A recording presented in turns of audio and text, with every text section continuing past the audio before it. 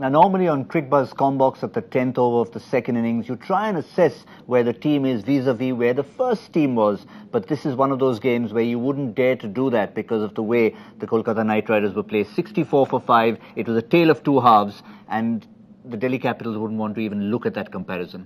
Absolutely, but they've done well for themselves to reach at 82 for 1 out there. Remember, Shreyas Iyer started, he was batting at about 50, 55. He's dragged his run rate to just above 100. Prithvi Shaw's there and looking pretty good. So I think they've done a very, very good job of fighting back after, in the beginning, where they were really struggling to score.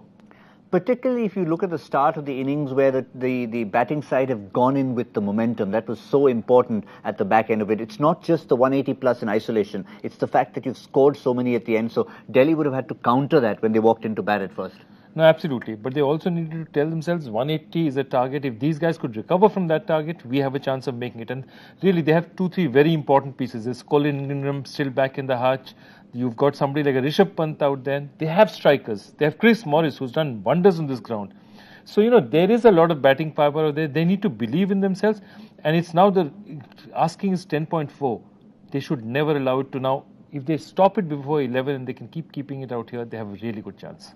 Add one more factor to that, and that's the solidity of Hanuma Vihari, who's come into this lineup, and it's suddenly looking so much more balanced as far as this chase is concerned. Yeah, Hanuma Vihari gives them that extra option out there, and he's definitely a better batsman than Rahul Tewati or Akshar Patel, who he would have replaced in this lineup. He gives them a little bit, 7, 8, and suddenly you're talking about a lineup which is difficult to beat. And remember one more thing, if Delhi win this, if Delhi lose this, then the ghosts of the Delhi Daredevils past will come and haunt them. But if they win this, things can be very, very different. But if you reassess the 64 for 5 in the 10 overs in context of where we are now, is it a different pitch we're playing on now? Or did we just try and get too excited about the fact that the Knight Riders have lost 5 wickets, so it must be a terrible surface? The surface isn't a great surface. To be honest with you, it isn't a great surface.